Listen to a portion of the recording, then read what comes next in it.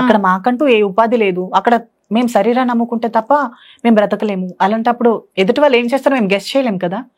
So మా ప్రాణాలని పిడికిట్లో పెట్టుకొని బ్రతుకుతూ ఉండాలి. ఆ క్షణం ఇంటికి వచ్చేంత వరకు అదే టెన్షన్ ఉంటుంది. ఓకే. సో డైలీ ఒక ట్రాన్స్‌మెన్ లైఫ్ ఇలానే ఉంటుంది. బయట చూసే వాళ్ళు మాత్రం సెక్స్ వర్క్ చేస్తారు. అక్కడ మేము పడే కష్టాలు ఎలా తెలుస్తాయి వాళ్ళకి? అవేమీ అర్థం కావు. నోరు జారినంత మాత్రాన ఎదుటి వాళ్ళ బాధ తీరిపోదు కదా. ఓకే. ఎట్లా ఎప్పుడన్నా నీ లైఫ్ లో ఎప్పుడన్నా ఫేస్ చేసినావు అంటే మూర్ఖంగా ఉండే ఒక వ్యక్తిని? చాలా ఫేస్ చేశాను.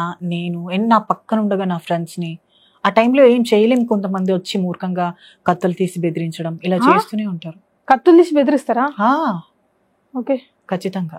మరి ఏం చేసేటప్పుడు మీరు? ఏముంది, వాళ్ళతో ఫ్రీగా శరీరాన్ని ఇచ్చేయాలి అంతే. లేదంటే మమ్మల్ని కొట్టి డబ్బులు లాక్కుని వెళ్తారు. మిమ్మల్ని కొట్టి ఎప్పుడన్నా మీరు అట్లా ఫేస్ చేసి? చాలా, ఇప్పటికీ జరుగుతూనే ఉంటాయి. బా, మేము సంపాదించే దాంట్లో సగం వాళ్ళకే పోతూ ఉంటుంది. అదేంది? అది అంతే.